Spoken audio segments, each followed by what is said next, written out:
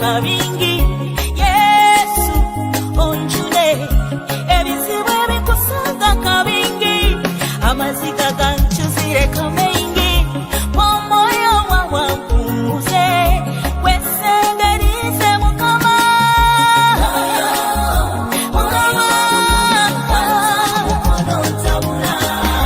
moyo wa ruhango mumezi moyo wa mukama kwato mukono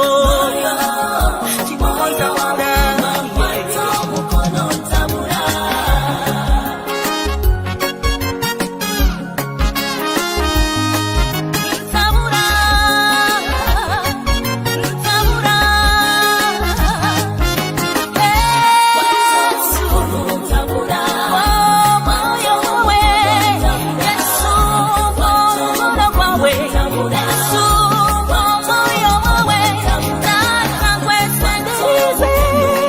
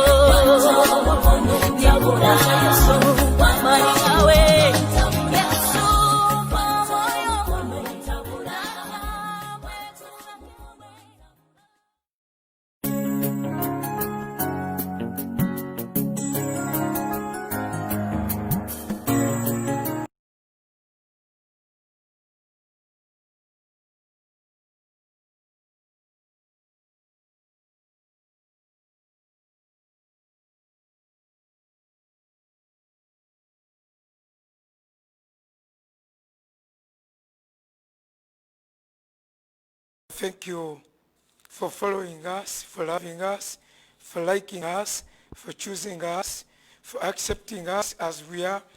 Thank you very much. Mwebale okukkiriza okuyiga, okukkiriza okugoberera, n'okukkiriza okubaako bye mukyusa. God bless you. Thank you very much. Tuli mu kiraasi tusoma. Obulokozi bwafuuse bwa kusoma. Twasooka ba revivalists ne tubogerako nga bonna balina gye baayitako.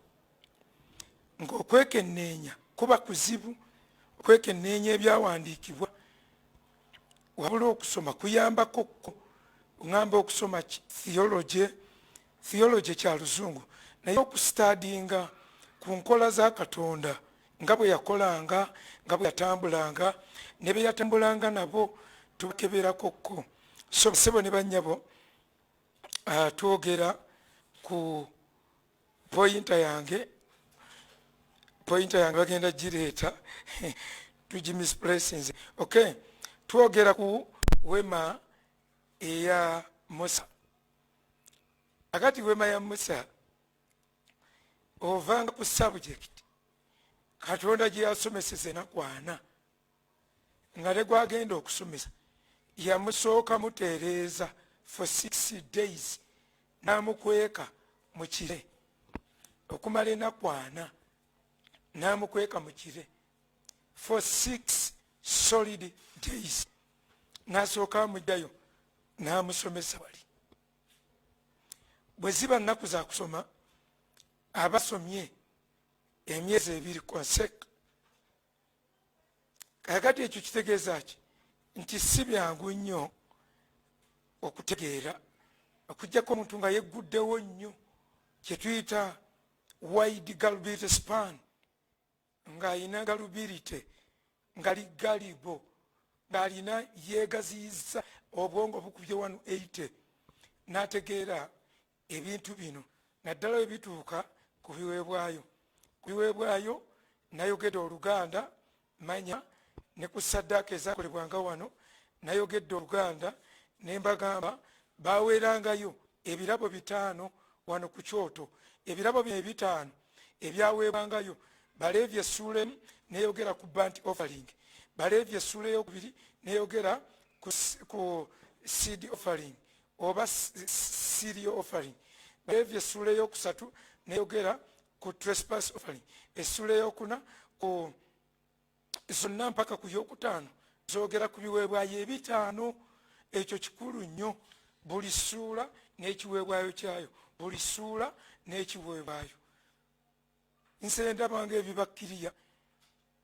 Kakati ngenda maaso, ekibuuzo kijjo kye naddamu kyali nti lwaki embuzi emu baagiyiwangamu omusaayi negudde eno ate emu negenda mu kubula? Kyo kye kyansomesesa, nensomesa ku Hamatiya, nensomesa ku bibi, ku kye bayita ekibi, ebibi nembikolamu classification. Kati abamu temwategedde mbu. Kakati juzi nali nakatandika okusomesa, ne wabaawo Oluganda agamba sibitegeera ku mukutu. Akati Oluganda oyo nali nkyasomesa nga tusoma ku pneumatology. Bwe namaliriza okusomesa n'agamba nze sibitegeera. Akati John twamukolako follow-up nga buli lwe bamusomesa oyinza n'okuba weeyanjula n'agamba sibitegeera. Akati abamujja beekuuma, awandiikawo ku mukutu nti ye tabitegeera. Mwekuume, abamu bambega baagala kunafuya mitima gyammwe, oveeko naawe ogambe wabula naye ffe byonna ezo tesiti tuzikoze, ffe ezo tesiti tuzikoze. Nze sandibadde musumba mu kkanisa gye mbaddemu, manya gye ndimu sandibadde musumba, naye resistance nakola tesiti zange. Bwe namalanga okubuulira, waliwo owooluganda kati ali ku pastoral team nga nzize ebbali ng'agamba toyina byosomesa ebintu byo byonna bya mubiri. ne mugaa thank you for your observation. Kati mulimu abamu nga bagenderera kubamalamu maanyi. Mwegendereze. Omuntu waba totegedde ask a question naye ekikuwandiisa sibitegeera. Kati oba okola advert nti okakireke inbox me ask where you have not understood kyekyamakulu. Otherwise waliwo okuba nga totegedde nga teacher alashinze, waliwo okuba totegedde nga teacher essomo yali ku bubi. Ekyo tumanyi obikola. Waliwo lwe tujja mu kirasi nga tulina ebitubothalinga, waliwo lwe tujja mu kirasi ng'omwana agambye nti tulinako MBs tulinako GB2 tye nja kulaga olugalo nga zigenda kutuka. Kati noba nga orashinga bwotyo tusobole ate okuba nga tukakinga ebirala bwe tutyo. Kati ezo embeera zibaawo mu kirasi. Teacher ng'omwana obutayiga kivudde ku teacher. Kati bwe kiba kiva ku nze bw'ongamba nti sitegedde I revise, I go back, I trace nenga nti nyina kiralite gyesaakoze mutuufu. Kati ate ne wabaawo omulala nga ye yali siro eyo naye tetugamba tumusuule naye ekyo tuva tulikodinga such that you can go over and over and over ng'oviddamu you revise you revisit. Ekyo nakyo weekiri. Kyokka ate waliwo n'omuntu bayibuli gweyogera mu kitabo kya Danyeri 12 okuva ku lunyiriri lw'10 egamba ti ababi tebagenda kutegeera.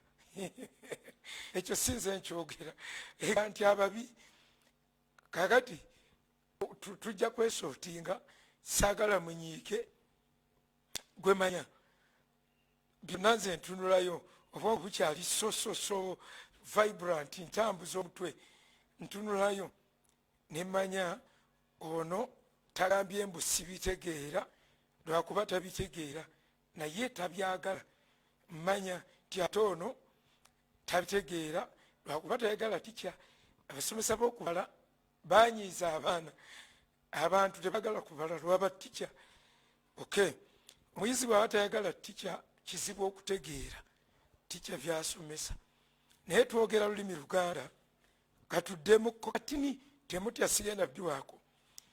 Embuzi eno eyamansirwangako gye baasalanga ng'ekulongooseza twogere ng'ekiriyalinga highway ku eno ya bulamu bwo ate eno yekukiriningira sayidi ey'abantu ey'ebweru. Twasomye olunyiriri mu Bakolinso 2:8-21. Bayibuli ng'egamba temutegekanga birungi byokka, temutegekanga birungi mu maaso ga Katonda mwokka naye ne mu maaso g'abantu.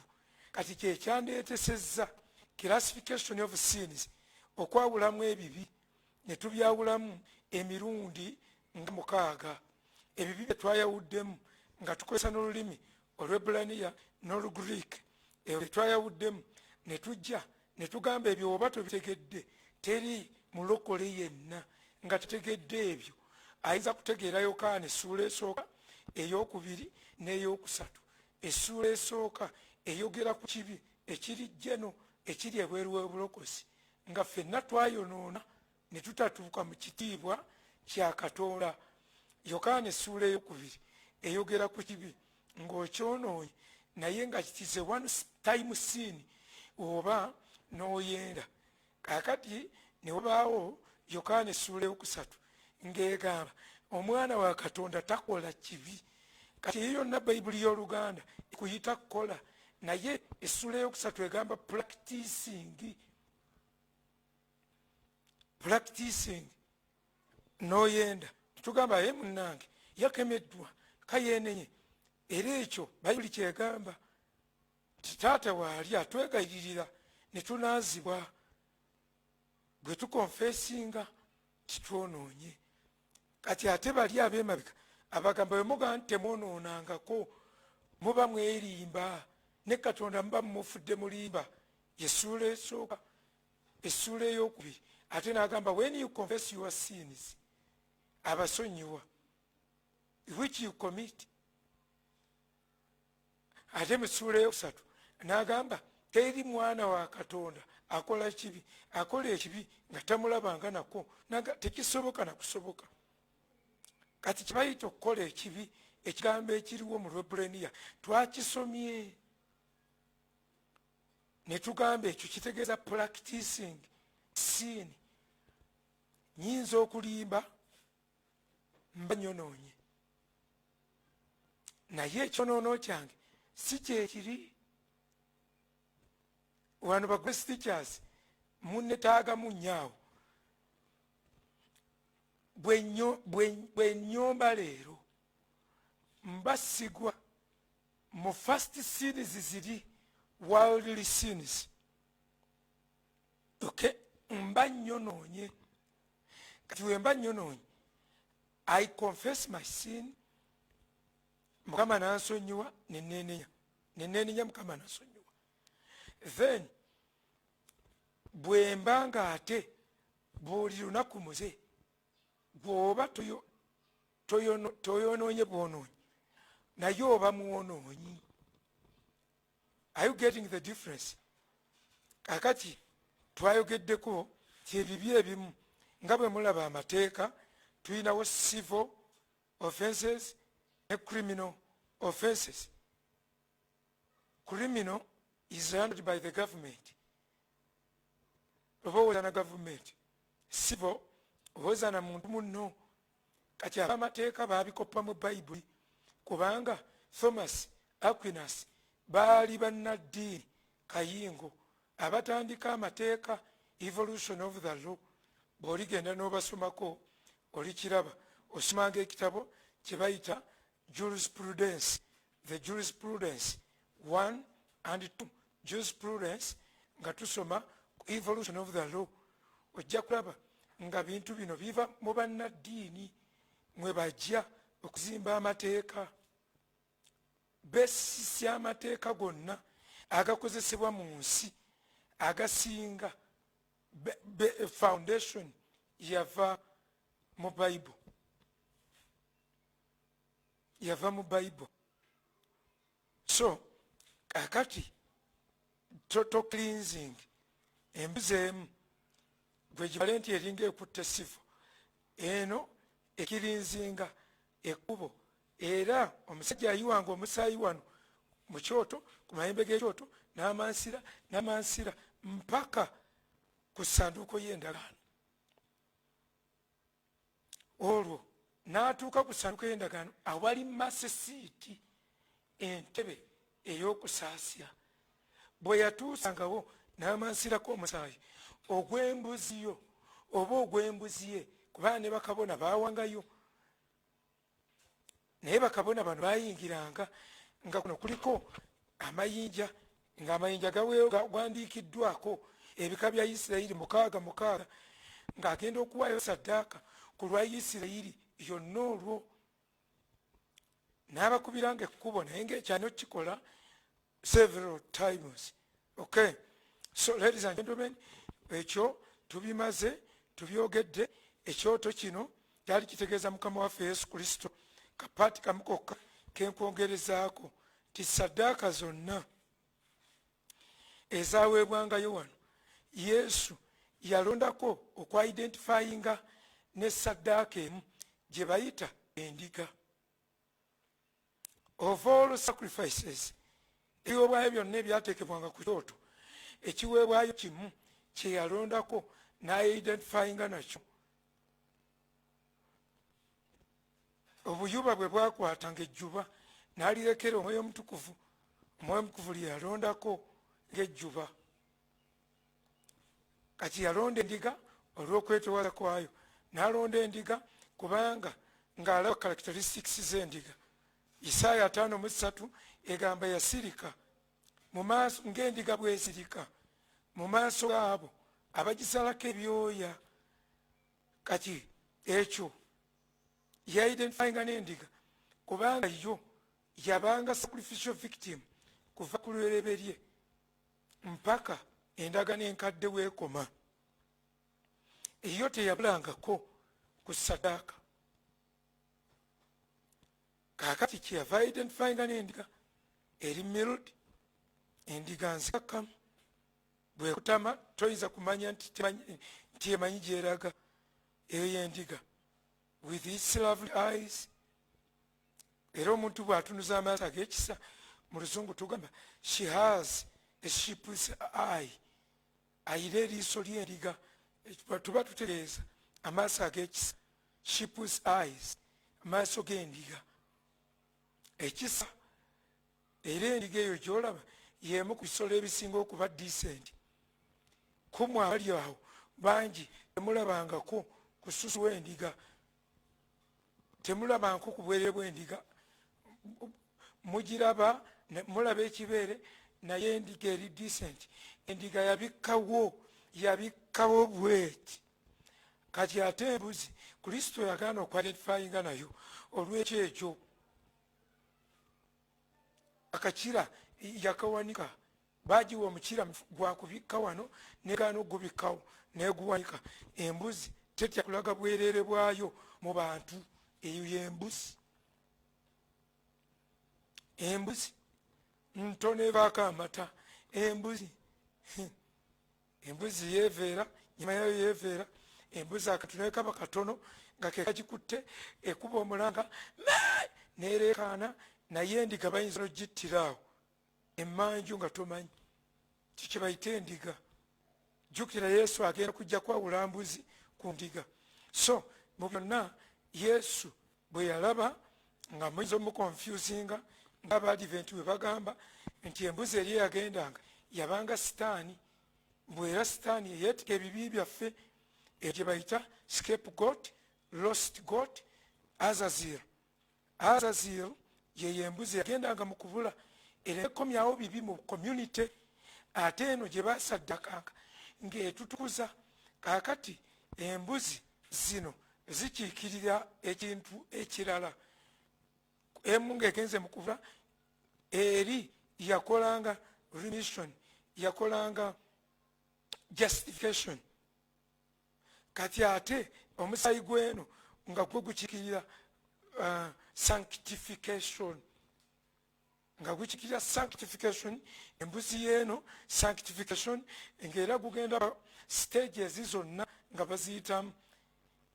Era bwe boyagala ekyawandiikibwa kyawo Abasesalonika ekisooka essula 5 layini eya 23, that we might be sanctified in our bodies, in our souls and in our spirits. Tutukuzibwe mu ngeri ezo 3. Era wano we tutandikira eno wa sanctification, ate eri justification. You are justified. Buli yagirabanga nga bagitaddeko ne gayidi agitwale mu kubula. Oyo yagitwalanga mu kubula.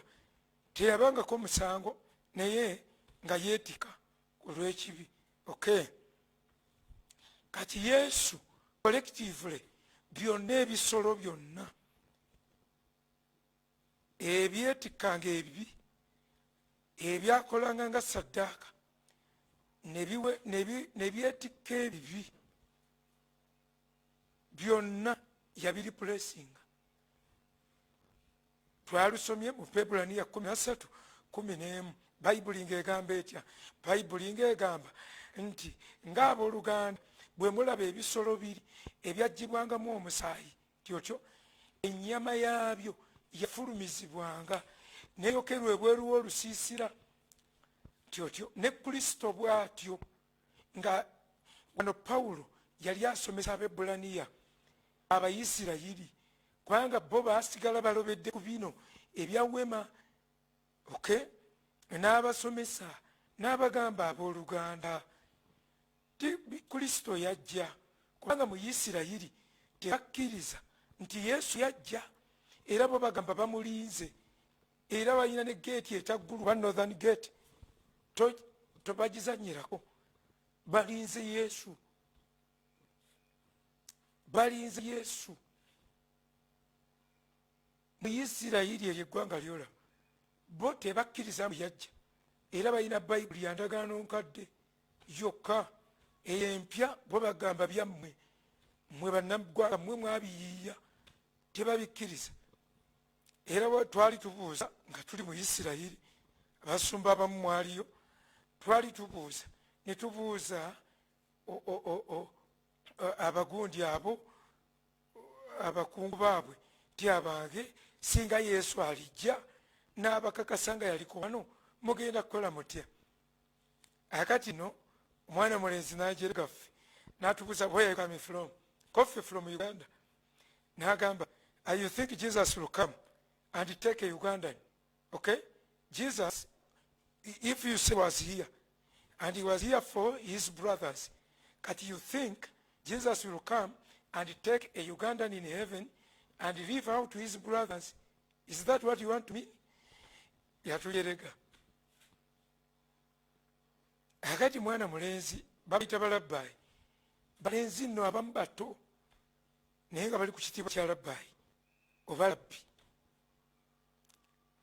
So bo tebakkiriza nti yajja, era waliwo yagamba nti nze nzikiriza nti yajja kubanga historically mu bitundu ebyo waliwo omufuusa nga Yesu gwayita omufuusa. Can you imagine? Therefore Pawulo bw'alokoka ate naye okulokoka baamala mukuba kigwo. Omuyudaaya talokoka mu bintu bya kusaaka, talokoka mu bintu bya kuzanya, kitwala kiseera kiwanvu. Ate Baroma atubuulira nti waliwo oluggi ate we lwaggalirwa, bali abasooka okulokoka baalokoka terunnaba kuggalwa, naye olwabwe ate lwaggalwa leero tebalokoka. Jjukira waliwo abeeyita Abayudaaya nga si bo, leero tebalokoka. Ne bw'oba Crusade teriyo munnaggwanga ayinza kwogera Katonda wa Isirayiri n'amuvinga omutima ogw'omu Isirayiri. The mere fact, ekyo kyokka ky'ogamba the God of Israel, ekyo kyokka kikumala omugobako, omugobako kikumala. Ega obanga omunyankole bwajja n'atusomesa obuwangwa obwa Buganda n'atugamba njagala kubasomesa ku Bwakabaka n'ennono, oba Omunyarwanda n'atugamba njagala okubasomesa ennono z'Obwakabaka, nga ebintu byonna olulimi talwanyi, kiba kizibu nnyo. Omuyudaaya yennyini talokoka. Bajerega ne bannaabwe abakyakola era n'emikolo gyonna. Kati bano bakomando bajerega bali babayita religious Jews, Abayudaaya bannaddiini, bo bali obwongo bwabwe bwonna gurupu esigadde kulwana. Okay? Kakati Pawulo yali abamatiza n'abagerageranyiza ku bisolo, tinga mulaba ebisolo biri mu pululo ebyagibwangamu omusaayi, ne Kristo bw'atyo, kubanga ennyama yaabyo yayokerwanga bweru eno, nga bamala obijjamu omusaayi ne bafulumya ennyama ne babyokera wano ku kittavu. Kaakati mbu ne Kristo bw'atyo bwe yafulumizibwa n'attirwa ebweru wa wankaaki we yattirwa. Era n'amaliriza ng'agamba olw'13, kale tufulume nga twetisse ekivume okumusisinkana, kati ab'amawanga nze leero mbasomesa mbayingize eno, kati ate bali tebamanya nti Yesu ate bamufulumya nga saddaaka. Basooka mukubira munda mu Yerusaalemi, omusaayi ne gumansirwa mu Yerusaalemi, era omusaayi ogw'amasuka nga bamukuba gwe musaayi ogwalaaza eno munda. ne bamufulumya. Kati okwandibadde ng'okokebwa nattirwa ebweru wa Yerusalemu. Omusaalaba tegwali munda mu Yerusalemu, tegwali munda mu Yerusalemu, gwali bweru. Kati Isirayiri eyina kufuluma kwetoowaza n'efuluma n'emusisinkana ebweru. Kati bannaggwanga abaali ebweru ne kibawa omukisa. Mu Befeso essuula ey'okubiri layini okuva ku 11 egamba abooluganda ffe abaali ewala nga twawuliddwa ku ndagaano ez'obulamu, ku ndagaano ez'okusaasira, nga twawuliddwa ku Commonwealth of Israel, tyotyo nga twawuliddwa ku ndagaano ez'okusuubiza. Tinaye leero tusembezebbwa. Kati ffe bwatusembeza tusembedde lwa kisa. Tuyina mandeeti esseekola bino naye ekola ebinyusi bya bino. Bintu bino byalimu ebinyusi. Mujjukirimu abaakatwegattako tusomesa nga tubuuza amakubo ag'edda.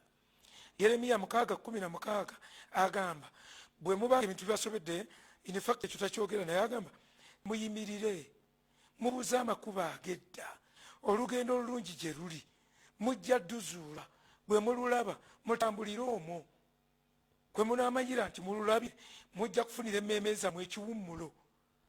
Obulokozi twayitibwa kuwummula. Naye ani yeeralikirira amulokole? Ani alidde amabanja amangi nnyo omulokole? Ani ayeralikirira ebimulondoola amulokole? Ani amulokole?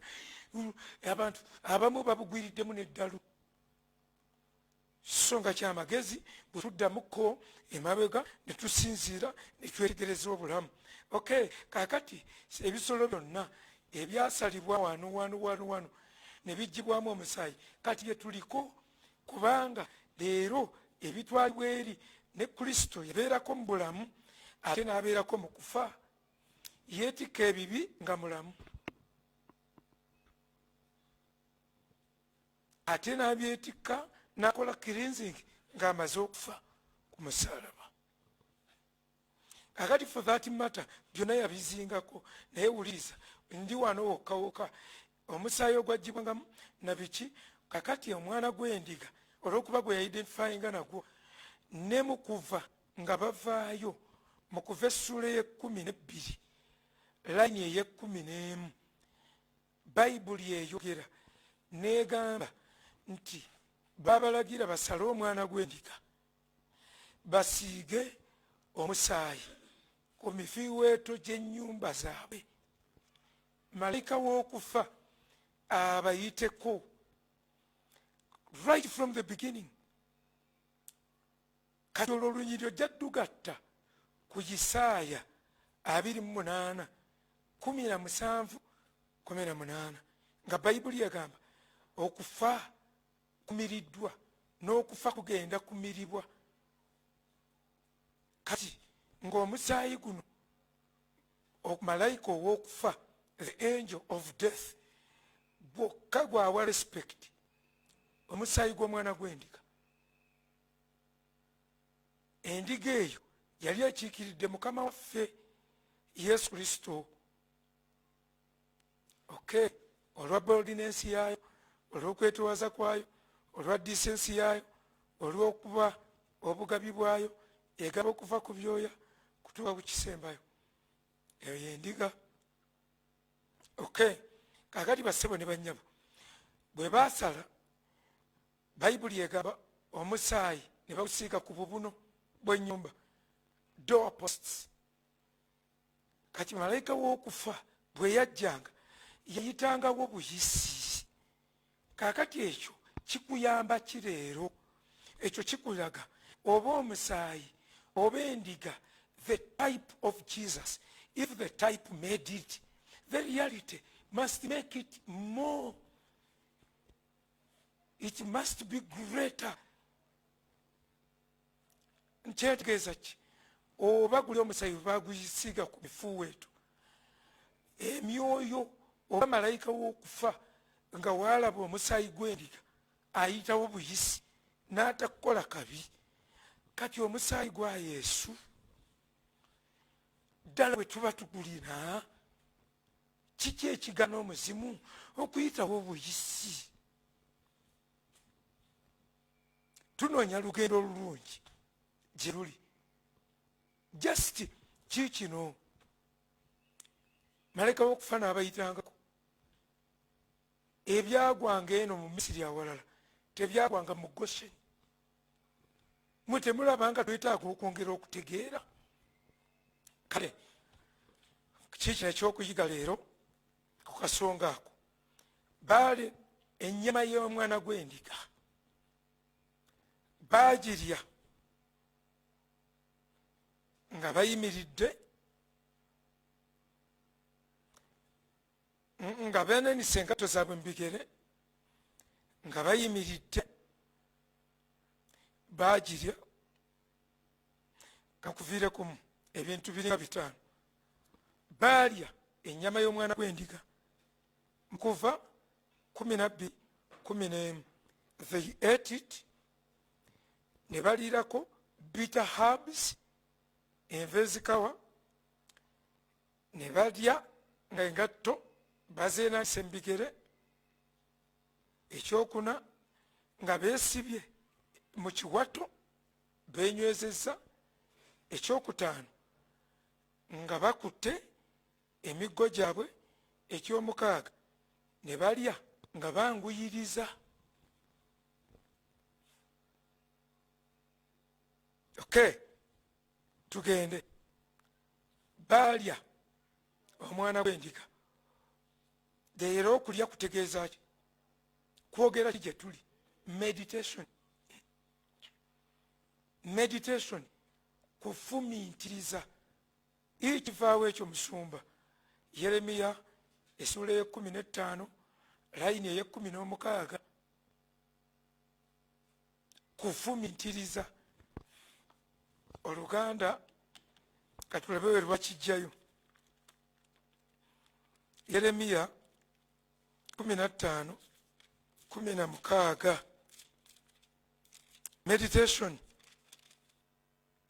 15:16.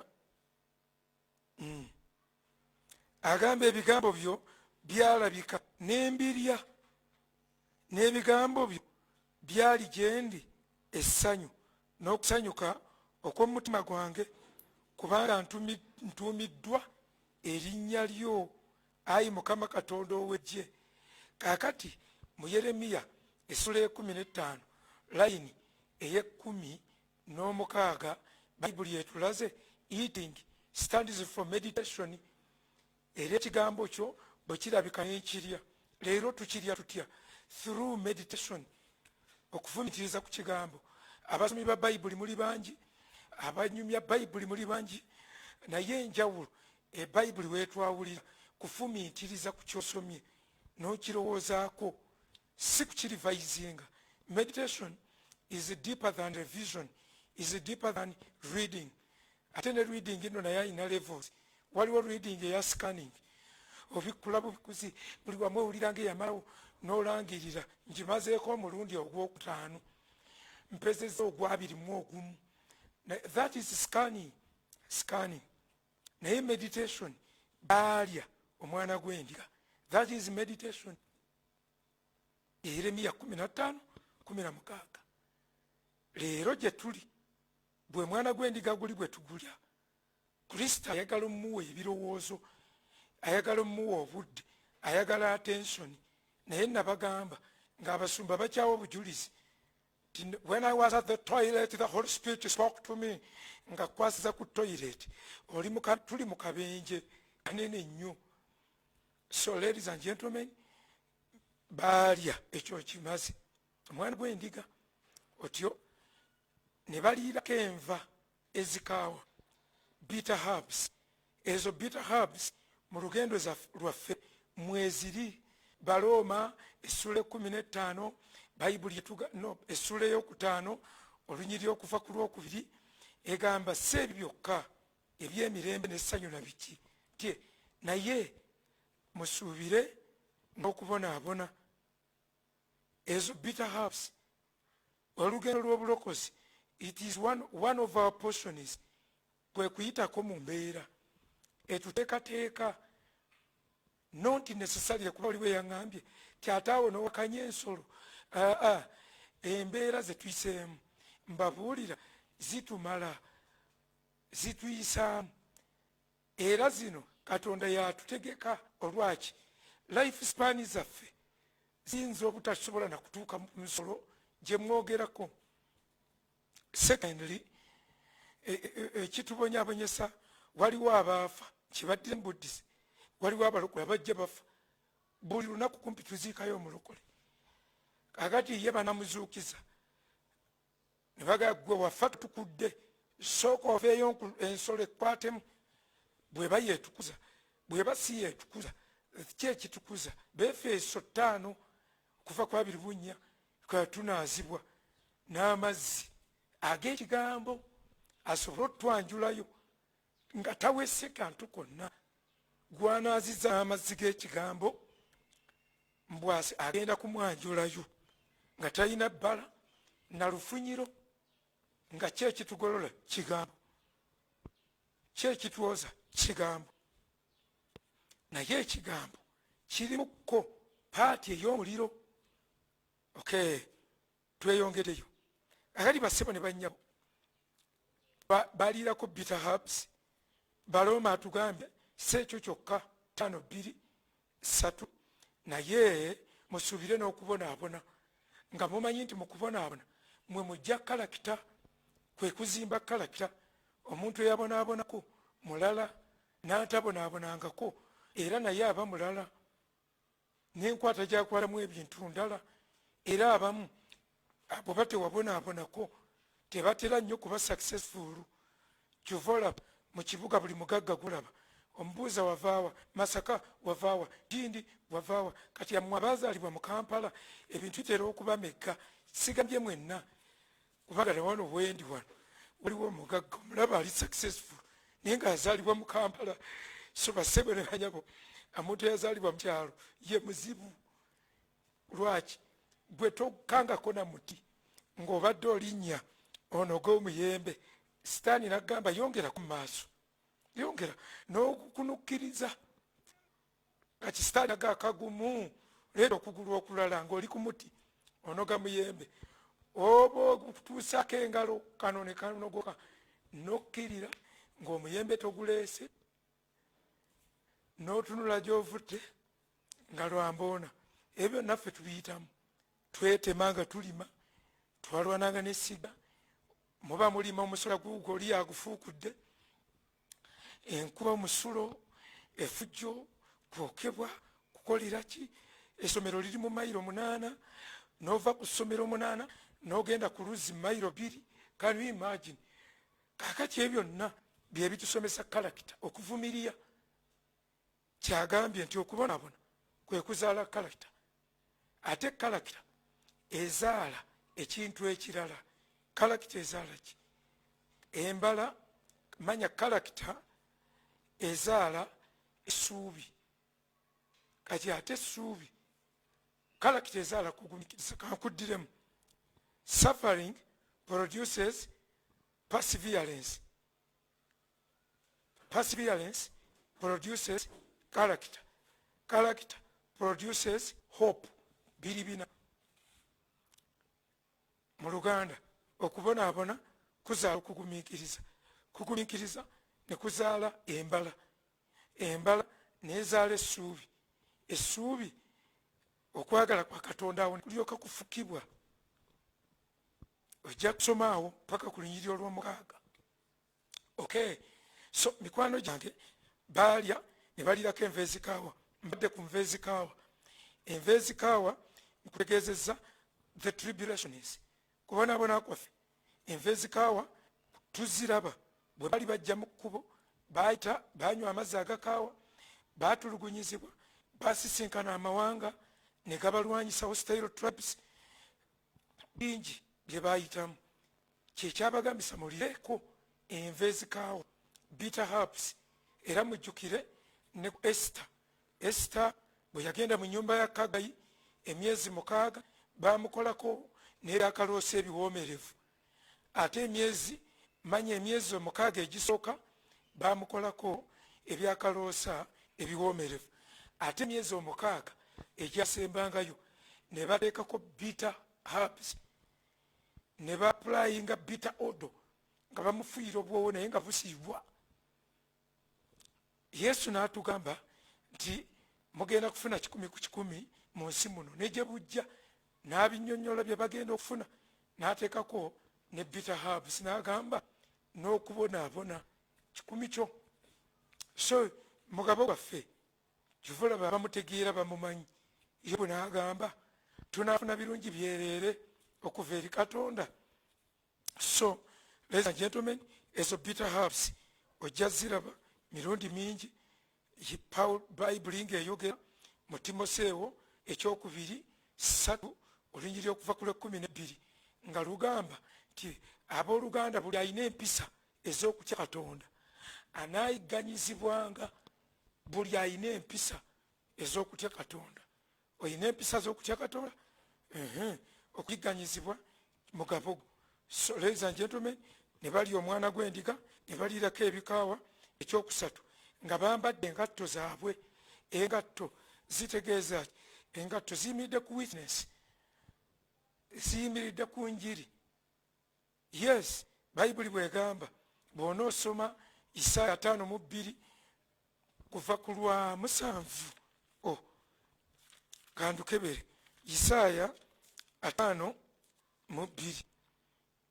olunyiriri olw'omusanvu kyekyo luganga birungi ku nsozi ebigere by'oyo aleeta ebigambo ebirungi, alanga emirembe, aleeta ebigambo ebirungi eby'obulungi, alanga obulokozi ng'agamba Sayuuni nti Katonda wo afuga.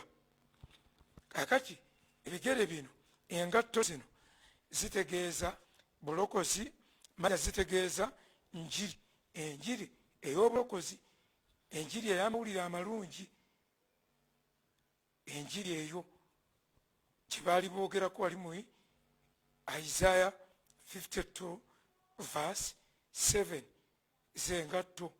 Era Bayibuli egamba munanike engatto zammwe mu bigere. Eri mu Befeso 6 nga boogera ku full combat, engatto lazima tezibulako, engatto ez'okubuulira enjiri. Ebefeso essuula ey'omukaaga layini nayo ya 17. Befeso 6:17. Okay, tuve Befeso 6:10 kanvire ddala ku 10. Mwerowooze nga Befeso. Okay, badde mbikudde wafu. Befeso essuula ey'omukaaga. Befeso 6 bw'ova ku 12 mpaka tugende ndowooza kantumewo wonna.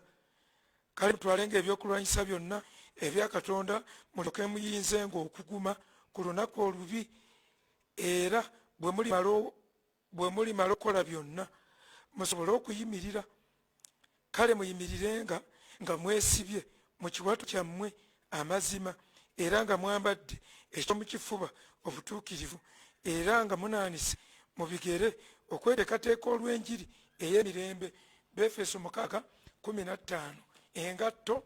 Befeso 6:15 azituvunulidde bulungi and clearly.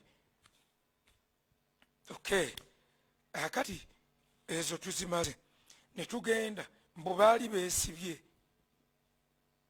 ekyokuna kye tuliko, nga beesibye mu biwato, nga beenywezezza.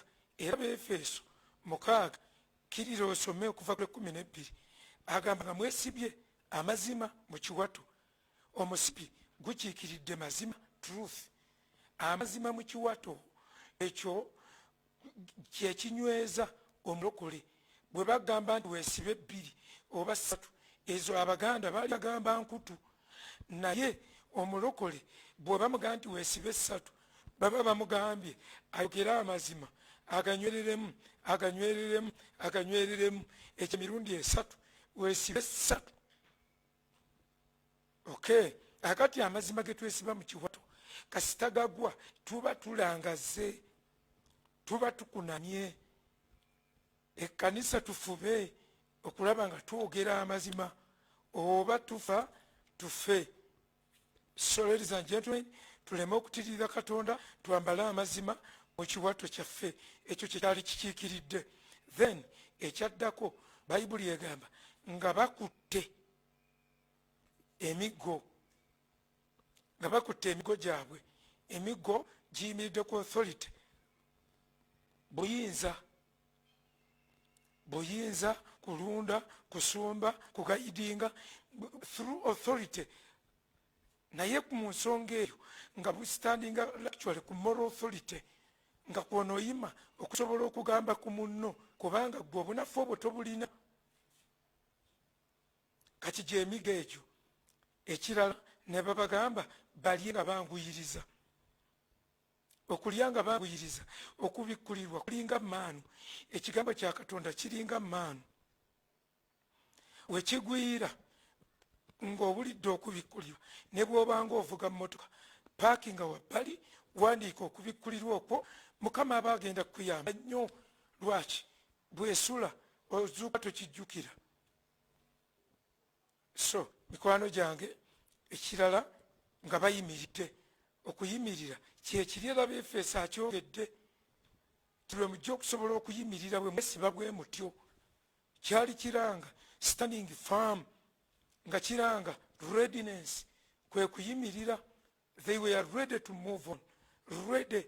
Kati readiness Bayibuli egyogerako mu Petero ekisooka 3:15 no 10 Petero ekisooka 3:15, 16 ne 17. Bayibuli eyogera etya? Egamba abooluganda mutambulenga nga mweteeseteese okuddamu buli muntu yenna aba ababuzizza ku ssuubi eriri mu mmwe, nti naye nga musoose kutukuza Kristo mu mitima gyammwe. Gwe guli omwana gw'endiga, kye basooka okulya omwana gw'endiga nga tebannatambula. Kati okuyimirira kitegeeza readiness. Mweteeketeeke okuddamu omuntu yenna anaababuuza ku ssuubi ery'okukkiriza kwammwe, ku ssuubi lye mulina, nti naye n'obuwombeefu n'obukkakkamu, kubanga waggulu atandika agamba mutukuze Kristo mu mitima gyammwe. Ako tukamaze. Akati tutuuse tuli ku ebyetoolodde ekyoto. Biki ebyetoolodde ekyoto? Ekyoto kyali kyetooloddwa ebintu 5, 5 utensils. Ebintu ebyo ebitaano tubisoma mu ssula ya 27 layini y'okusatu. Exodus chapter 27 verse 3, kuva 27 olwokusatu. Bayibuli eyogera ku other utensils, naye zo kye tuva tetuzibala, zaali zeetoolodde ekyoto, ng'ekyoto kyekisalawo za kyoto, si za wema. Zo specifically za kyoto. Kyoto kyekiziwa emirimu. Era zino kuva essuula eya 27 layini ey'okusatu agambye bw'ati: era olikola entamu zaakyo, ekyoto ez'okutwaliramu evvu lyakyo, ekyo kimu, n'ebijiiko byakyo, ekyokusatu, n'ebibya byakyo, n'ebyokukwasa ennyama byakyo, ebyo 4,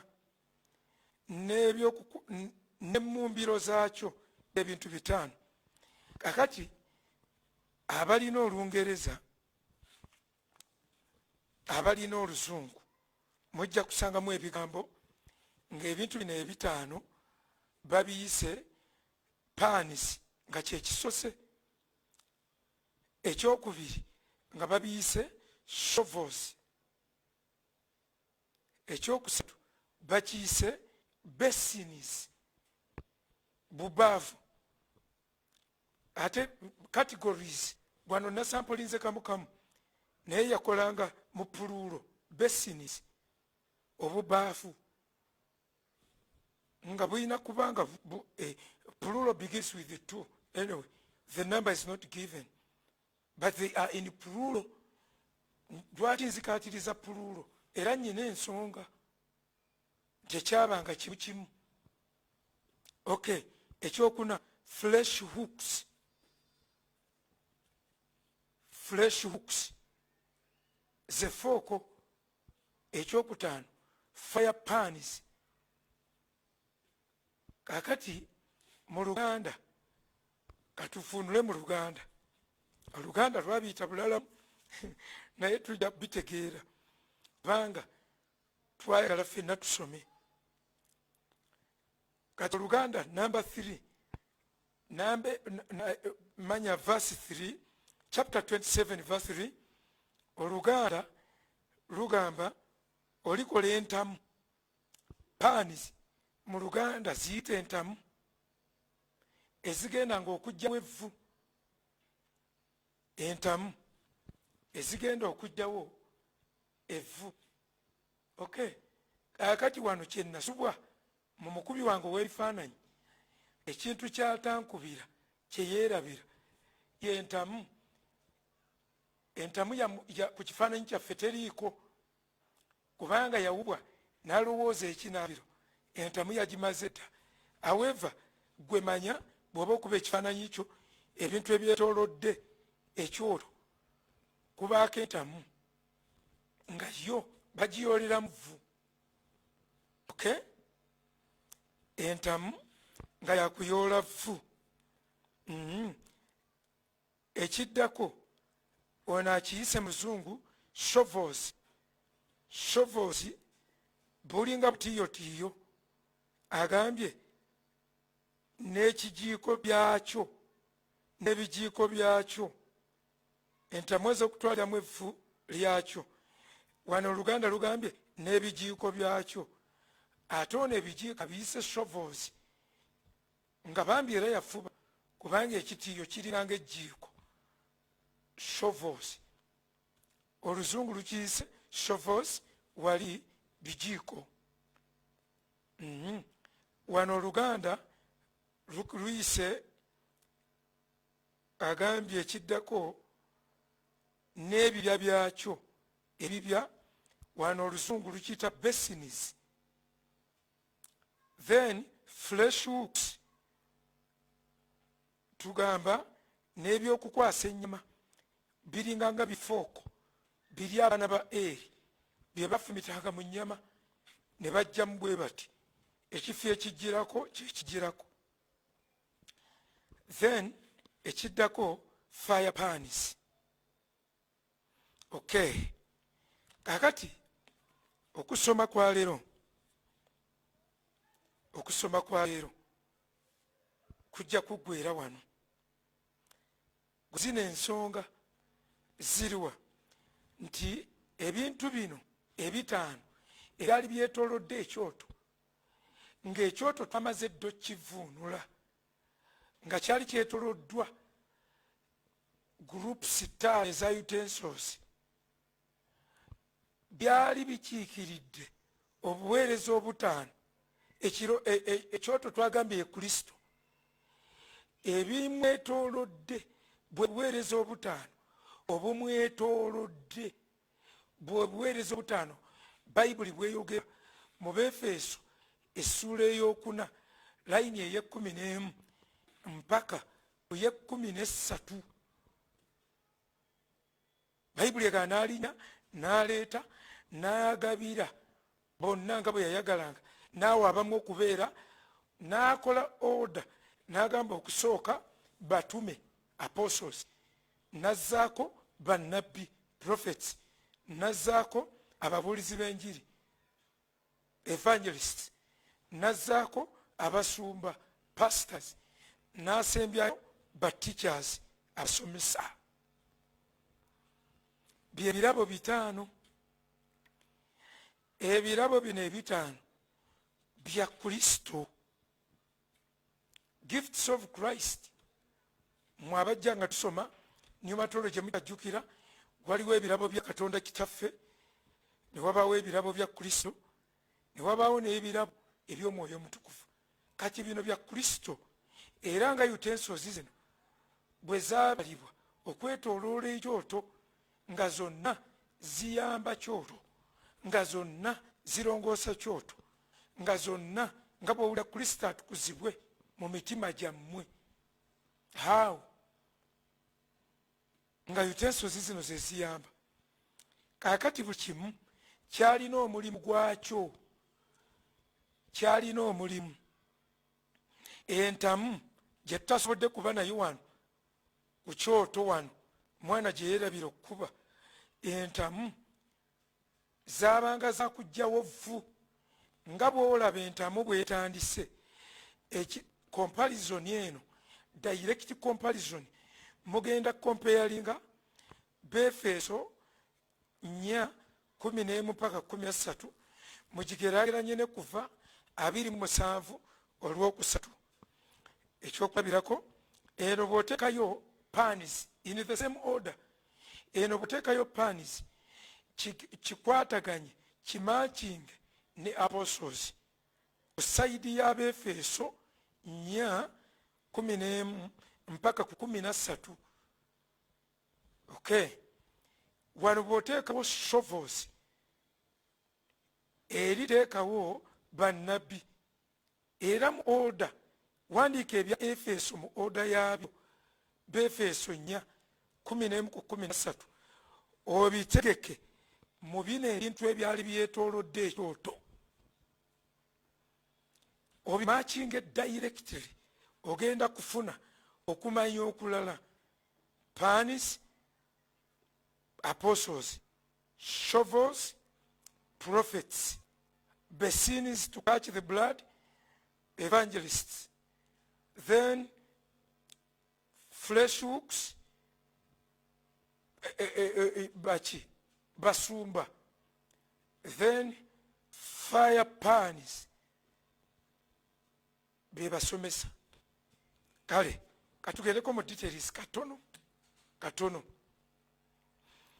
Kakati bw'omala okubigeraageranya ebintu bino, basins, I mean panis, abatume. Kati omulimu gwa panis ku Weema ya Musa kuno gwabanga gwa kugyawo vvu. entamu mwe bayooleranga evvu, ezo ze tuyise panis, to remove the ashes. abo be batume. Kati what are ashes? Ashes kyeki? Ashes njigiriza nfu, wrong doctrine. Era Katonda atugamba, I have come to give you beauty for ashes. nzize kubawa okusanyuka oba obulungi mu kifo ky'evvu. era bw'osoma mu kitabo ky'Ezeekeri, Ezeekeri 28 layini bw'osoma okuva ku 16, bayibuli bagamba sitaani nti nkufudde evvu, nkufudde evvu. era buli alikulaba alikusekerera. evvu bw'onoogenda olitresinga litegeeza wrong doctrine, enjigiriza enfu. okusinziira ku nzifunula ya bayibuli, batheologians abasinga bwe bakivunula, evvu likiikirira wrong doctrine. era bayibuli egamba ti buli woowuliranga, buli woobanga nga tosaanidde oba okulaga nti you are wrong, nga weesiiga evvu mu ndagaano enkadde, nga bwe bato we beetowaza alaga I am unworthy. I am unworthy. In fact, waliwo olunyiriri olwagadde okunzirukako naye nga lugamba abantu bonna abaazuulibwanga nga tebagwanidde beesiiganga evvu mu kubala. Katusome mu kubala 8:7 okubala 8:7 okubala 8:7 mu Luzungu kubala numbers si mathematics wangu oyinza okunoonya math. Kubala essula 8 layini eyo7 bayibuli egambye era bw'onaakola bw'oti okubalongoosa tyotyo mansira kubba amazzi okubatangirira ag'okutangirira era akamwano bakayise ku mubiri gwabwe gwonna boze engoye zaabwe beerongoose. Kubala olwo si lubi nalwo. Kubala 19:13 mpaka 2. Kubala 19 ngenda kubalabulawo. Kubala 19:13 mpaka 2. Buli anaakomanga ku mulambo gw'omuntu yenna afudde n'ateerongoosa ayonoona ennyumba ya Mukama n'obulamu obwo bunaazikirizibwanga mu Isirayiri kubanga teyamansirwako mazzi ag'okwawula era anaabanga atali mulongoofu. Obutali bulongoofu nga bukyali ku ye. Lino lyetteeka omuntu bw'anaafiiranga mu wema, buli anaayingiranga mu wema era buli anaabanga mu wema anaabanga atali mulongoofu ennaku 7 na buli kintu ekyasaamiridde ekitaliiko kisaakizo ekisibibwa ku kyo si kirongoofu, na buli anaakomanga ku ttale ebweru ku muntu eyattibwa n'ekitala oba ku mulambo oba ku ggumba eri omuntu oba ku malaalo anaabanga atali mulongoofu ennaku 7. N'olwatali mulongoofu banaatoolanga ku vvu ery'ekiweebwayo olw'ekibi ekyokebwa ne bafukako amazzi agakulukuta mu kibya. Lwe lunyiriri olw'17 ne bwenkomaawo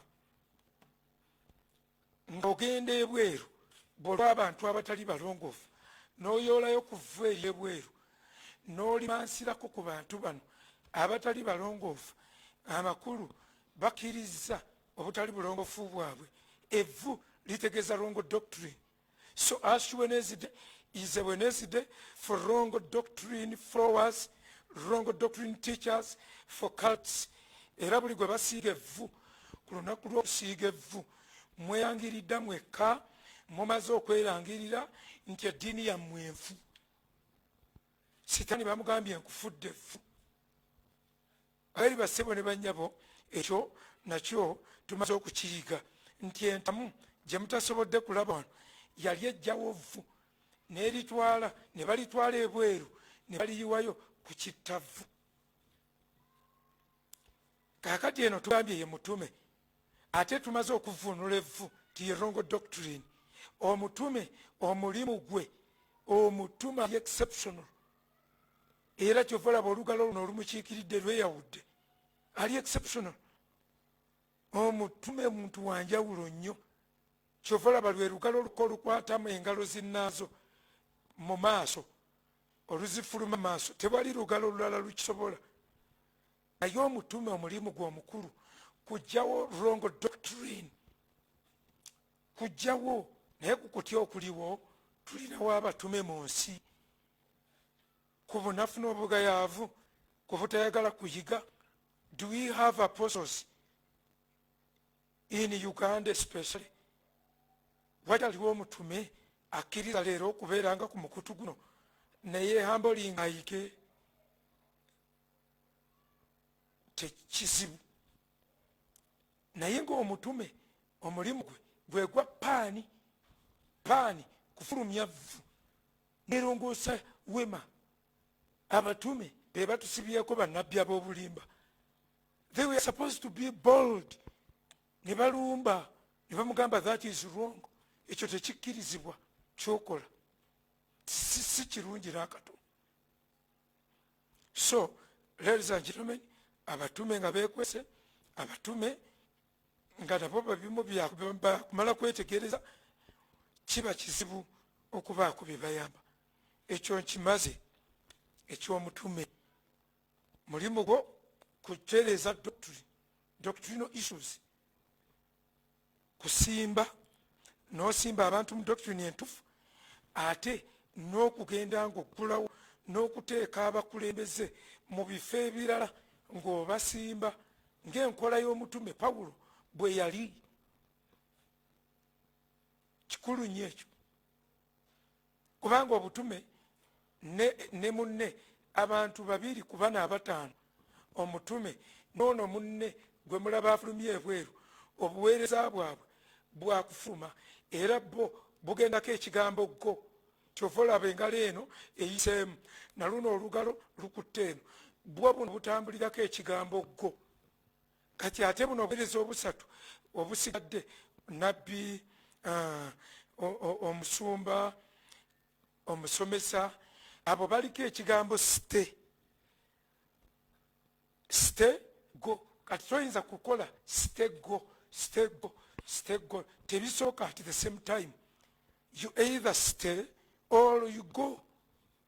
Kati obuzibu bwe tulina be batume oba ababulizi b'enjiri bonna okubeera awo ng'agamba mubulizi wa njiri kubanga agibuulira mu kyaki. Wali you must go. Omutume after establishing the work you leave and go. Ogenda ewalala. Mukama abakozesanga bw'olaba omulumyu oba guriru obwengulu obukalu be babuyingiramu ne bakitandika ne bakiggala ne basoka ne yeeyongerayo ng'omulimu gutinta guti. Eryo ly'essayo ly'abatume bennyini. Ate abatali bennyini tosobola ne bwaloota ng'avuddewo ayingira mu lutalo lw'omwoyo, kubanga abo baba na palaces, therefore they are not. Kuba kweyita sera kakulu nnyako. Okay, ne tugenda kukiddako, bakiyita shovels. What is the work of shovels? Shovels kyeki bye bijiiko byakyo. Shovels kyeki tuyinza okuyita omuyiko. Shovels kitiiyo. Wano ekitiiyo kyeki ye nabbi, lwe lugalo lwokubiri. Actually mu bigeraageranya ebintu 3 kuva 27 Befeso 4:11-13 n'ekibatu. Comparison ejja kunyumira n'obitegeera. Okay, kakati shovels tugambye ye nabbi mu kuva 27 baziyita shovels. Mu Befeso 4 eyo gye bayise nabbi. Bwe tudda ku ngalo lwe luno lusonga. Omulimu gw'olugalo luno kusonga. Kummwe ekizibu nnyo omuntu kusongesa olugalo luno. N'agamba gwe. In fact waliwo lwenjo babuulira nga lwo tebalusongesa lusongesa. N'omala olusongesa ate n'olumala olutunuza waggulu oba wemudde nnyo ku ngalo ez'ettaano. Era ojja kulaba ekimega abo abali mu lugalo olwo ng'era bintu ebyo bikwatana yaawo bwebityo bya buseeguseegu. Kaakati olugalo luno ye nabbi. Shovo keekano kaali kakusokoolayo vvu nga kasokolayo vvu. Shovels to pick up the ashes. Kalisokoolayo ne balikakozesa kayiwa mu paanizi ne zirifulumya. Kano kalisokoolayo, mark that word, kasokoolayo evvu naye sike kalifulumya. Ko ku kitundu ekyo ekyokkirinzinga kayina kuyamba ku kulisokoolayo. Mulimu gwa nabbi asobola okusokola Mukama n'amulaga ekintu ekyebuziba. Bw'amala okimulaga emirimu gye giba gikendedde. Kati ani addako? Mutume kumulaga.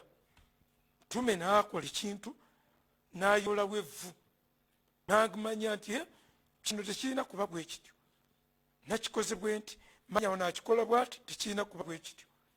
Kakati nga sovo bwesokolayo evvu ate netalifulumya wema. Naye nabbi omulimu gwe is to point. Nabbi asonga ku kiwundu naye oluusi ayinza okubulwa solution neva mu mutume gyekiri. Okay, netugenda ku kiddako kyekyokusatu, basins to catch the blood for animals. Kyekyokusatu, ebbaafu. Akabaafu ako ke bakwatirangamu omusaayi ogw'okumansira. Olwaleero abahandolinga ekyo nga bagenda okumansira leero ku bantu ba Katonda. Omubulizi w'enjiri, omubulizi w'enjiri alina okubuulira enjiri ng'engeri eyo ng'alaga Yesu, ng'alaga omusaayi gwe yaliwa ogw'okumansira. Bantu ne balokokera ku crusade ne bafuna etuyita justification. Oyo ye mulizi w'enjiri namba 3 olwo. Kati namba 3 bw'amala obbakolako awo okumansirwa okwa justification, awa abasumba n'abasomesa bakole sanctification. Mubulizi w'enjiri abuulidde enjiri lwe lugalo olwokusatu lwe twagaana okusonga mu mupiira gwa Premier. Alusonga gwe bawa penalty bayinza okukyalinga $5. Saagala ddu basongeramukko, manyi wajja kubaawo awo ku layini alubasongera.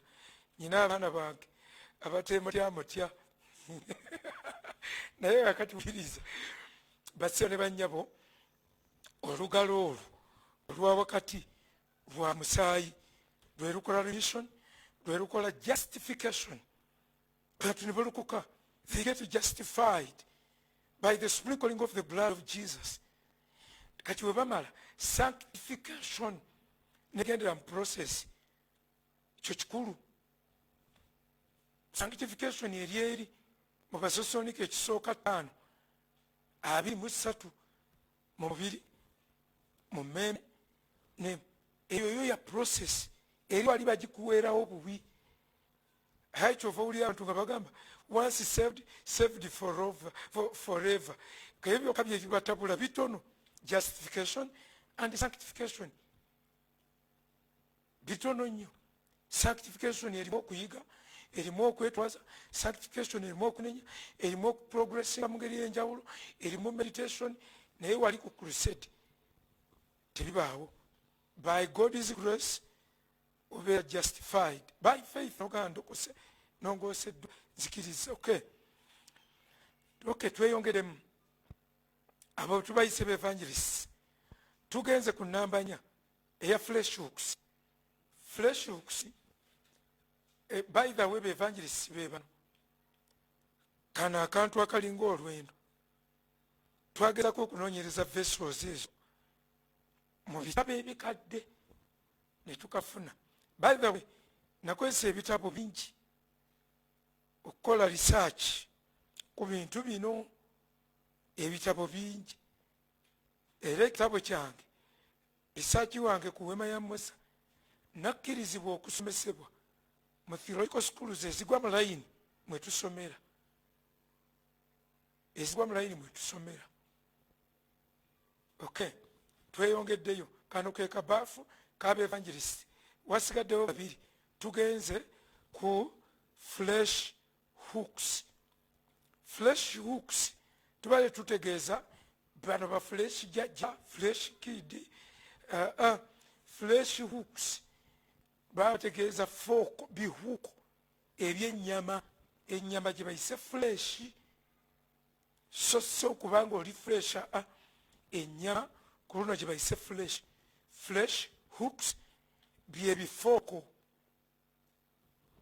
Bifooko bino omulimu gwabyo gwabanga to handle the flesh, kukyusa nnyama ennyama eyayokerwanga wano ku kyoto nga be bayino gihandolinga, be bagiteekako with those hooks. You hook and put on the fire. You hook and put on the altar of burnt offerings. Akati bwe wakiteekangako ennyama eyo nga bye bigiyambako, nga babikwasa tokwata ku nnyama eyo okuva weeyingidde n'omusaayi baba tebannaba tokwasa na ngalo, naye nga babeerawo hooks nazo zisaavinga ku kyoto mu ngeri ya bintu bino. Kakati oyo ye musumba, yahandolinga all sacrifices, yatuhandolinga ng'ekisibo, spiritual and physical sacrifices. Aba azihandolinga talina bintu alina bikwata ng'amateeka bwe gali, talina kusirira. Naye wabanga mubadde waliwo okusinza, nga okusinza kubbowa, omusumba alaba saddaaka y'okusinza tenoze, naye naga nti azamubuza maanyi oli awo aba tategedde kigambo ekyo hooks.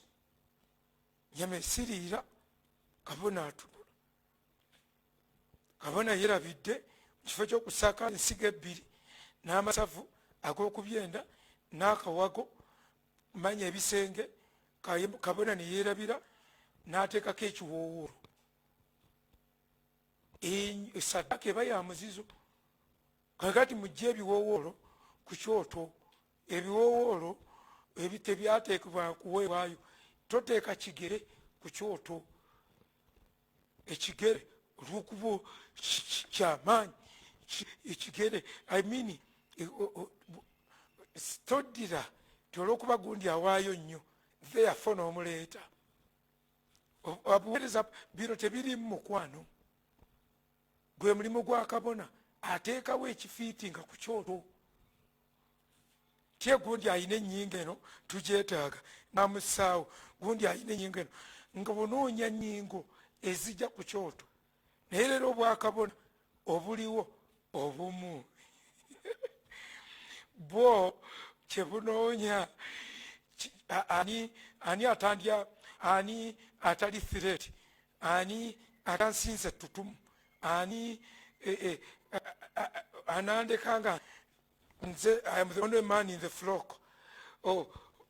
Ani kati obwe bwakabona obulinga obuliwo.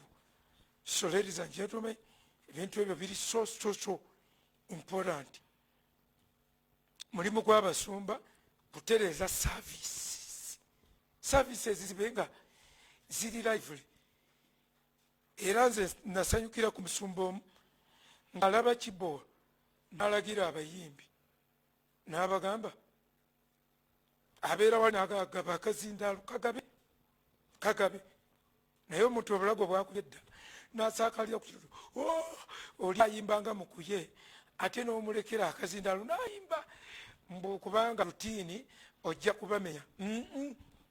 Service tezirina kutambula bwezityo. You change them. Ate omukulembeze eyamulonze ojja kumenya omukulembeze kino kirala, ennyama yatuuse. Okay. Ekyokutaano ate nga kyekisembayo baziyita fire pans. Fire pans zino zo zaabanga to carrying coals, kwetikka manda muliro, coals, amanda. Kano ke kayoolanga ekakati amanda gaabagawa amanda bwe gajjulanga munennyo ng'agamu gafuluma, naye ate era ke kaaleetanga omuliro kokka strictly, era kiteeberezebwa kino olunyiriri terwakigaziya lugamba abaana ba Alooni ababiri Katonda yabatta. Ekyo Bayibuli ekyogera, ndowooza mu kuva essuula ya 28 bakikoonako, ne mu ssuula ey'ekumi, essuula ey'ekumi abavubuka bano baaleeta amanda ne baleeta omuliro. Naye bayibuli eguyita ekigambo kiri simple, profane fire. Profane fire, omuliro ogw'omuzizo, kintu ekiri profane, kati obulamba bwakyo tebutegerekeka.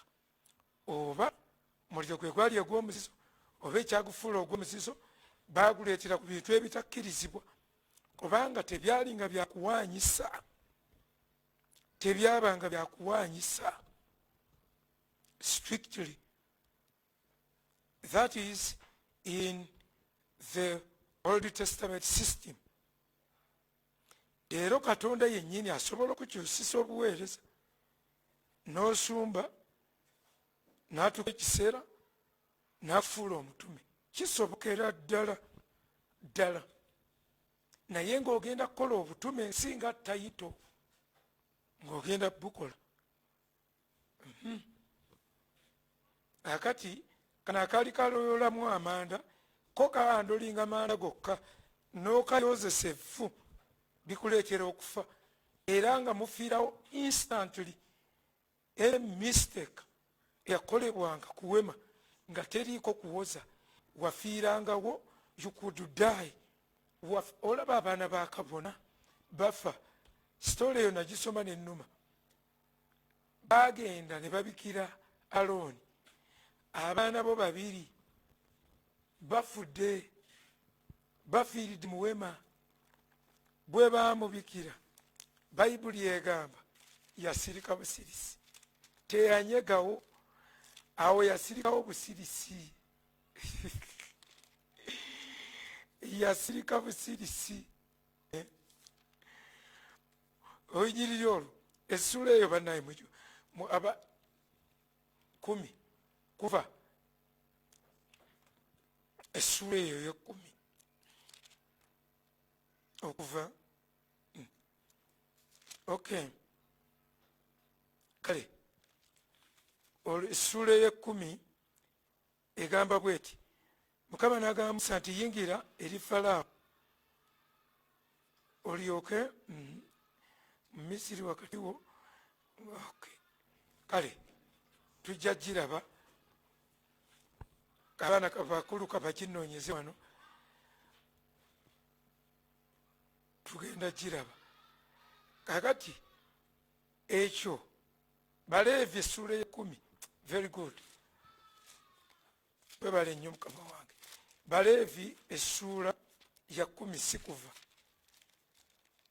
essula ye10 kitabo kya Baleevi.